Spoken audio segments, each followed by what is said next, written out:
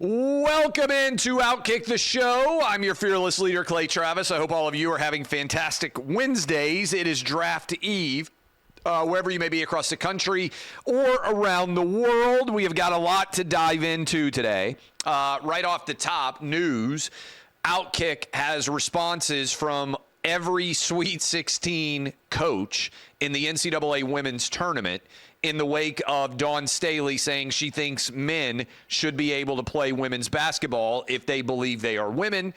I'll discuss all of that with you. Alec Baldwin, Mayor Eric Adams of New York City, viral videos. Campus protests going crazy all over the country, the latest there. John Fetterman makes sense. Reggie Bush gets his Heisman back. Joe Biden is Ron Burgundy. All of that and more. Also, an Australian free speech battle that has major consequences, I believe, when it comes to worldwide speech patterns and proclamations and precedents. I will talk about all that. But right off the top, yesterday, I got a fact wrong.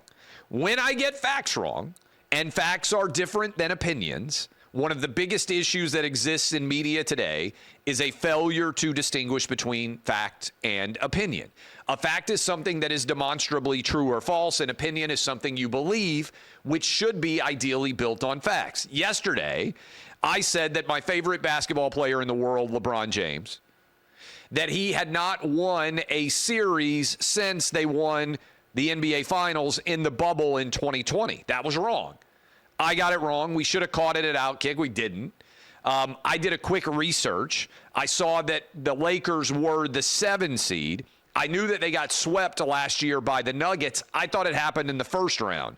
The Lakers actually got swept in the Western Conference Finals after beating the Memphis Grizzlies. I have no recollection of the Memphis Grizzlies being a 2 seed. And after beating the Golden State Warriors. So I got that wrong. When I get something wrong, I own it. I man up. I tell you, that is on me. Nobody else fact-checked it. I did. Congratulations to LeBron James on beating the Grizzlies last year and on beating the Golden State Warriors, winning both of those series. I still think he's awful, and I think that he has ruined the NBA in conjunction with Adam Silver, Greg Popovich, and Steve Kerr, but he won 2 series last year. I got that wrong. That's on me. When I get facts wrong, I come to you and I say, I blew it. Nobody else's excuse, but my own. That was my failure. Boom, right off the top. All right, let's dive into the big story that OutKick is driving today. I think it's significant.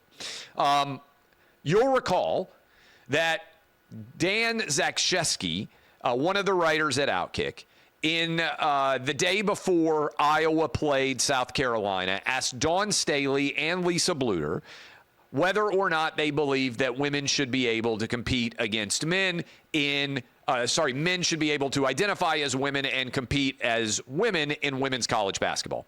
Dawn Staley said she did believe that. Iowa's women's coach said she would get back to us, that it was an important question, but she didn't have her opinion and didn't want to give it on the day before the national title game. So OutKick followed back up with Iowa coach Lisa Bluter multiple times. First, they said she was too busy because the WNBA draft was going on. Then they said she was too busy because she's recruiting. So after a couple of weeks, we figure they don't want to answer.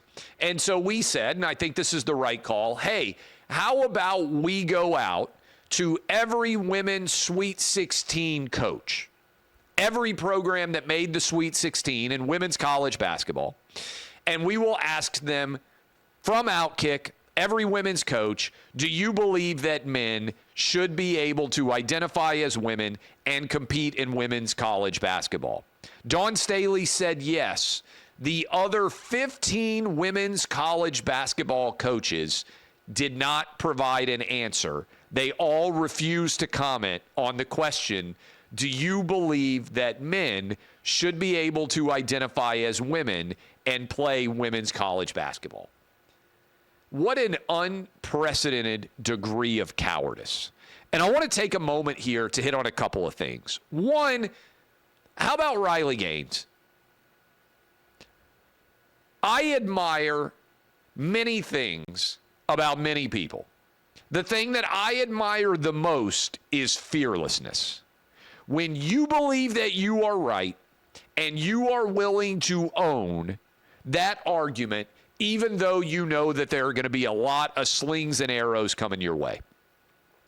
Riley Gaines, if Leah Thomas did not exist, would be not working at OutKick, not doing television hits on Fox News, not giving speeches all over the country and fighting on behalf of women's athletics. She'd be in dental school. She ended up in the battle that she is in because a man decided to identify as a woman and won a women's swimming championship. And she said, that ain't right. And she went about fighting against men being able to identify as women and compete in women's athletics. Now, there are a lot of other women that are fighting this battle with her, but I am so proud of her. And I saw she just shared this week, she just turned 24 years old. She, and I give a lot of credit to her husband, Louis, for having her back, given all of the threats that come her way. I hope that my kids grow up to be as brave and fearless as Riley Gaines is. Now, I don't have daughters. I've got 3 boys, as many of you know. But to be willing to stand up for the truth and to take all of the condemnation that rains down upon you at that age is, I think, a tremendous accomplishment. Her parents should be incredibly proud. Her husband should be incredibly proud. But most importantly, props to Riley for being willing to take a stand that 15 grown men and women who are paid millions of dollars to coach women's basketball are not willing to take. And I disagree with Dawn Staley's position, but I do give her credit, even though she blocked me on Twitter and she blocked Riley and she blocked everybody at OutKick. I do give her credit for honestly answering the question, something 15 other coaches won't do. So one, credit to Riley Gaines, credit to OutKick. Second part here. I said credit to OutKick because we're willing to ask this question. All of these coaches do regular media availabilities all season long in many different cities and states all over the country, and no one else has asked them this question. So some people came out there and they said, this is such an inappropriate question to ask at this point in time. Why would OutKick do this? You should never get credentialed for anything else ever again. This is the most newsworthy question out there. When is the right time to ask if men should be able to win women's championships? When is appropriate? When would you say, okay, that's the right time and place to ask this question? You can ask it now. The time is now. It's a time for choosing across the entire nation. And I'm fired up about this. There are a lot of binaries out there. Either you believe men and women are different or you don't. There's no middle ground. There's no changing. And I see this tied in. Either you believe Israel should be able to defend itself or you don't. There's no middle ground. OutKick is on the side of truth, honesty, and fearlessness. We are not going to be perfect. You just heard me say I screwed up how many series LeBron James has won. But what we will be is honest with our audience and authentic. You may hate me. You may hate everything that OutKick stands for. But you know what? I'm not going to sound any different talking to you right now than I do on the radio or than I will at a bar. There is no different me. Like, this is it. I say exactly what I think. I stand on what I believe. And you can love it or hate it, but the entire OutKick brand is going to do the same. I want fearless warriors because this is a time for battle. You got to suit up. I love that Game of Thrones meme. You got to sometimes be Jon Snow drawing your sword, even though the entire horde is coming after you, and you say, bring it. I think you talk to anybody. I ain't a look over my shoulder guy. I really not. Like, I don't look over my shoulder like, who's behind me now? Who's got my back? I'm going to draw my sword, and I'm going to start swinging, and you may chop me down, but I'm taking a lot of people with me. That's the time and the place and the demand of the moment. It is to take up the sword of truth and swing that bad boy as hard as you can. And that's what we do at OutKick, and that's what I endeavor to do every day for all the time that I'm talking to you and all the time that I'm not talking to you. Why is OutKick the only outlet in all of sports media that will even ask this question? Because we live in a profoundly untrue world, an inauthentic era. There are a lot of BS purveyors out there. They won't stand up for truth. As long as I'm involved, we're going to fight for truth every single day. And the simple truth of the matter is this: if you got a dick, you're a dude. And if you don't, you're a chick. Sorry, doctors don't get sex wrong. When you're born, you either have a penis or a vagina. You got a dick or you don't. And if you got a dick, you shouldn't be able to win a women's championship. I can't believe that I'm considered controversial. Did you see the Nashville Business Journal had a story about me? And they said I was the most divisive person they've ever put on their cover. And if you read any article about me, the word controversial will be in almost every one of those articles. And I always say, and I said it for the sit-down interview that I did with the Nashville Business Journal, I don't even think I have a controversial opinion. I think I am the least controversial person on the planet. I'll sometimes ask me, like, what do I believe that's controversial? If you got a dick, you're a dude?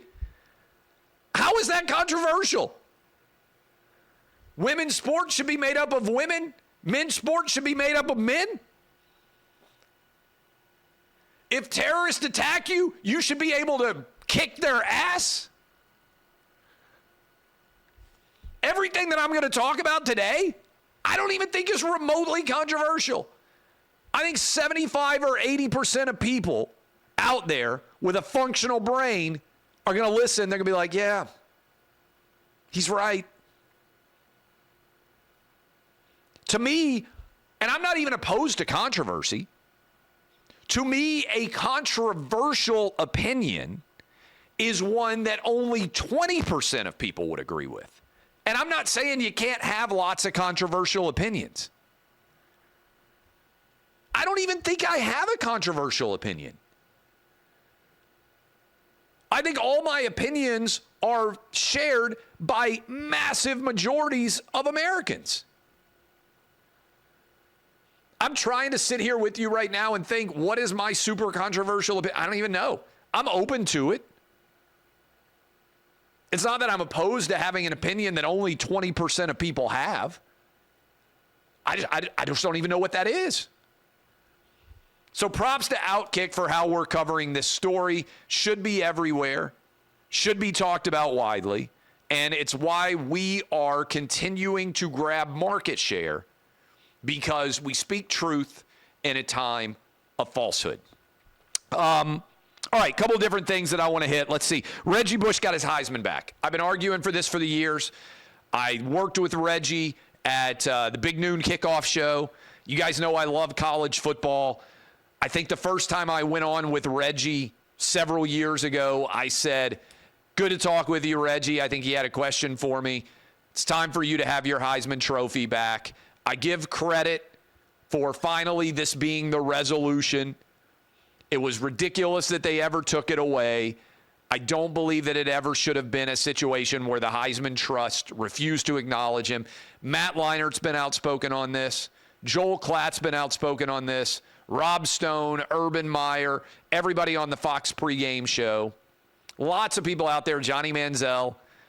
recently said, I won't attend the Heisman Trophy ceremony until Reggie Bush gets his Heisman back. I think partly, frankly, this was connected to O.J. Simpson dying, and a lot of people saying, wait a minute, O.J. still has his Heisman, and the Heisman Trust wished condolences to Reggie, to O.J. Simpson. I think a lot of people said, wait a minute, you're giving condolences to O.J. Simpson and Reggie Bush doesn't have his Heisman Trophy? I think a lot of people said, that's wrong, that's unacceptable, and so I think that is significant here. They made the right decision. Several other things. I want to make this clear, and I don't know who needs to hear it. Maybe this is one of those super controversial opinions I have that make me so divisive. Regardless of your politics, you are not the good guy if you pull out a phone and curse at someone and demand that they share the political opinion that you have. This happened to Alec Baldwin as he went to get coffee recently. This happened to Eric Adams on a plane flight to Miami. You can see those viral videos. Maybe when we clip this take, we can embed those viral videos so people can see it.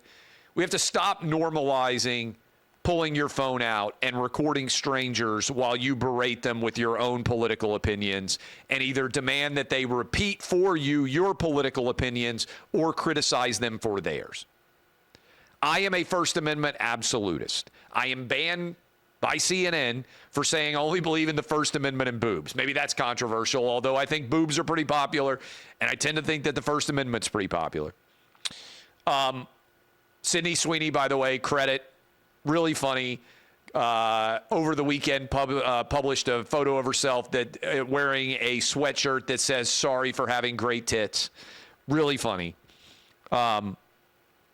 Anyone But You. Maybe I'm going to lose. Maybe this is controversial. Anyone But You, rom-com, romantic comedy. I watched it on my flight from Atlanta to Seattle. I had like 5 hours in the air. Not bad, as romantic comedies go. I actually thought it was kind of funny, parts of it. But you are not the good guy when you hold up your phone and record strangers and berate them and insult them and curse them over their politics. I don't care if you're a Republican. I don't care if you're a Democrat. This is one where John Fetterman and I find myself agreeing a lot with the things that John Fetterman is saying now. I think he's got some common sense. I wouldn't have expected it. One where John Fetterman and I agree. I don't care if you are a Democrat. I don't care if you're a Republican. I don't care if you're an independent, far left wing, far right wing. Content neutral perspective here. You're not the good guy if you pull out your phone and you berate someone and then you post a video of it. This happened to Eric Adams. It happened to Alec Baldwin. I don't agree with a lot of what Eric Adams has done. I don't agree with a lot of what Alec Baldwin would have in terms of his political opinions. I think they were the good guy in this video. Don't be the jerk who is recording people and berating them. It's a time for choosing. I said it's a time for choosing, are you a boy or are you a girl? It's a binary. Either you believe, as I do, that Israel has the right to defend itself, or you are, I believe, falling victim to the woke virus. Yesterday, I went on Fox News. Some of you may have seen the clip that I shared. Some of you may have seen it live. I said, if a cartel crossed our southern border, and I've been saying this for months, but it went a little bit viral yesterday. If a cartel crosses our southern border, and if they had killed 1,200 Americans in Texas or Arizona or California or anywhere else across our southern border, if they had come into our country, killed 1,200 Americans, taken over 100 Americans hostage, and gone back to Mexico, whether it was the Mexican government, whether it was a cartel group, whoever was responsible for that, we would rain down holy hell upon them. And there might be innocent casualties. Now, Hamas has elected Gaza as their representative. But I'm even using as an example here just a Mexican cartel or some terror group. We would rain down holy hell upon them, and there might be some quote unquote innocent victims. Anyone who said that the United States did not have an ability to defend ourselves after 1,200 of our citizens were killed and after over 100 of them were captured would be an imbecile, in my opinion. That is what many kids are saying now on American campuses. They are wrong. It is a time for choosing. It's also a time for acknowledging that American speech codes are broken.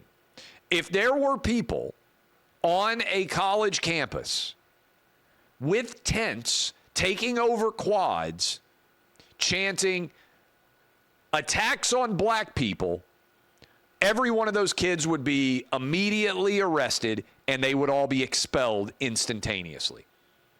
If they were putting their tents out and they were saying death to trans people, death to gay people, they would be expelled immediately and they would be arrested.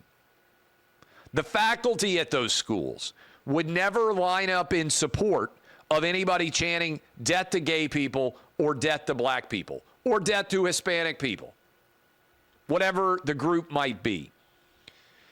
There are many groups right now chanting death to Israel, chanting from the river to the sea, supporting Hamas, the people of Gaza, Palestinians, however you want to classify them, as if they are the victim here.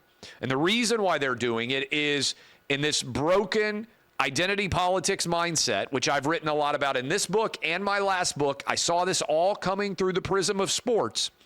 They see Jewish people as white colonizers and oppressors, and therefore, even though Jewish people are the victims and have been the victims for thousands of years and were nearly eradicated during World War II within the living memory of many people still alive today. And even though we just saw the most deadly attack on Jewish people since the Holocaust, even though all that has happened, right now, there are people highly educated in theory, professors and students on campuses all over America, arguing that the Palestinians are the victims, that the people of Hamas are the victims. They're wrong. I'm sorry, it's a time for choosing. And you either have to accept that Israel has the right to defend itself and to eradicate the terrorists who would eradicate them if they could, or you have to acknowledge that you are in favor of the eradication of the Jewish people. Those are the options. There's no middle ground here.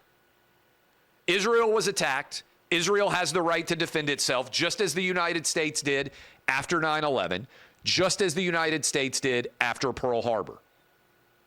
That's what happened to Israel. I'm sorry, this is not a difficult decision. What we are seeing is there are many people on the left who are anti-Semitic. I was raised in a Southern Baptist household in Nashville, Tennessee. And I was raised with the idea, just being fully transparent, that Jewish people were the best people on earth because Jesus was a Jew. All of my grandparents told me, and I didn't even know any Jewish people for a long time, Jewish people are the finest people that have ever existed in the history of the world. My grandfather, Richard Fox, and my grandmother, Ruth Fox, took a trip to Israel, I think before I was born, to visit the Holy Land and came back and taught me when I was a little kid, Jewish people are the greatest people who've ever existed in the history of the world. So I understand there is anti-Semitism. I was actually raised the exact opposite. Before I even knew a Jewish person, I was raised on pro-Jew. As many Southern evangelicals and as many evangelicals in general are who grew up in religious households that believe in Jesus. Jesus was a Jew. The Jewish people are amazing. I know there are anti-Semites on the right. I believe, and have long said, that if you are judging anybody based on their identity, you are behaving, I believe, in a wrong fashion. White, black, Asian, Hispanic, gay, straight, Jewish, Protestant, Muslim, whatever your religion is, we have to destroy identity politics. And I think what you're seeing is the left is so taken over by identity politics that they have lost the ability to see truth. And also they have lost the ability to honestly recognize good and evil. Terrorists are evil. Those who would murder, rape, decapitate babies are not the good people. They should be eradicated from the earth. Whether they are gay, straight, white, black, Asian, Hispanic, whether they're Muslim, Christian, Jewish, Buddhist, whatever they are, evil is as evil does. Hamas is evil. Israel has the right to defend itself, period.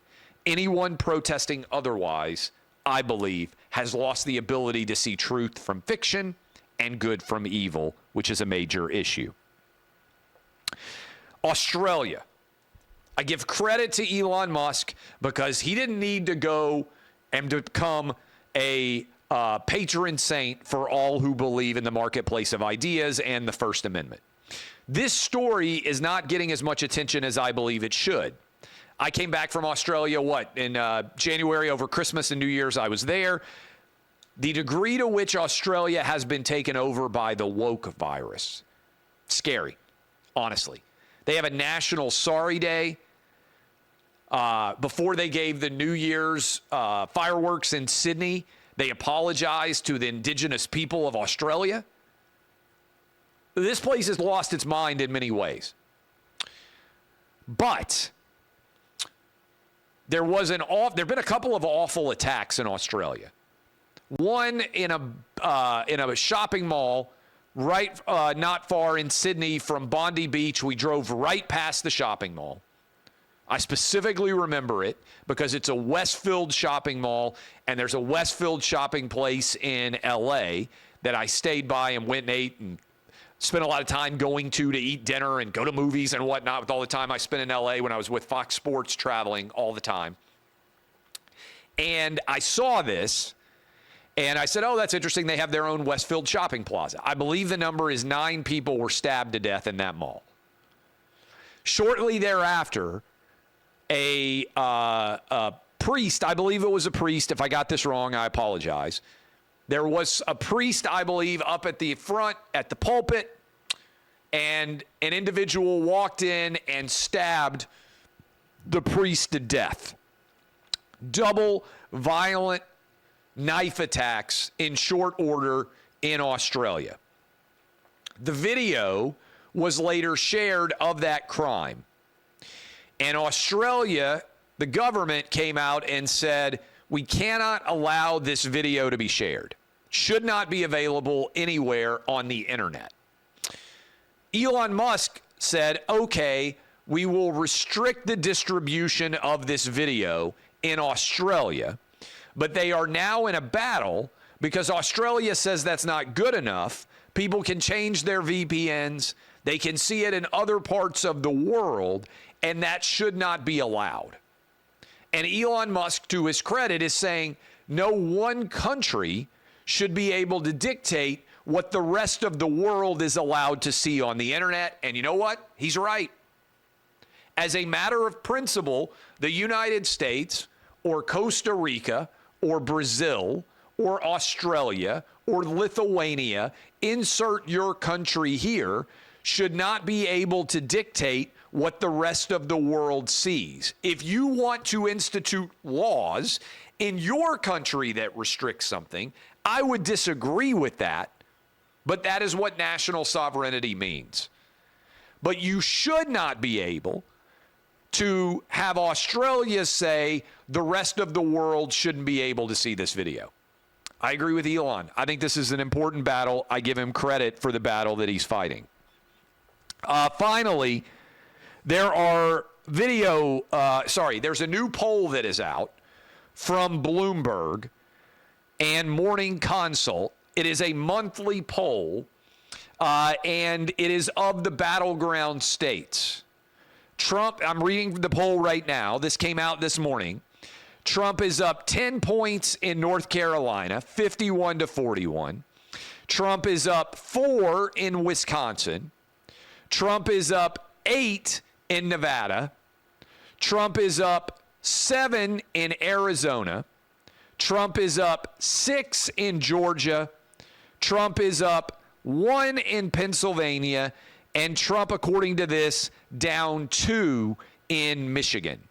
So of the 7 acknowledged battleground states, Trump leads in 6 of them, and he leads in 5 of those states by 4 or more, and that would be enough to make him president of the United States right now. Also significantly, whatever bump Biden may have gotten since last month has mostly vanished. Trump is up 2 in North Carolina over the last month, up 3 in Wisconsin, up 5 in Nevada, up 1 in Arizona. Biden has gone up 1 in Georgia. Trump has stayed the same. Trump has gained 2 points in Pennsylvania while Biden has gained 1. Trump has stayed even while Biden has gone up 2 in Michigan. This is significant because there is lots of money now being spent in these battleground states by Joe Biden, and the numbers are not moving very much. Why might that be the case that it is occurring? I think it's because most people have already made up their mind about Biden. And there is a viral video that is circulating today that gives you evidence of why that might be. Joe Biden went full Ron Burgundy. He stood in front of the audience reading off a teleprompter, and he said, 4 more years, pause. He read the instruction in the teleprompter that he should pause.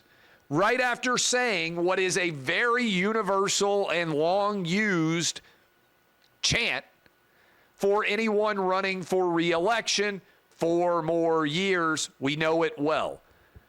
Biden, who has been reading off teleprompters for multiple generations now, read the instruction in his speech that he should pause. 4 more years, pause. His brain is broken.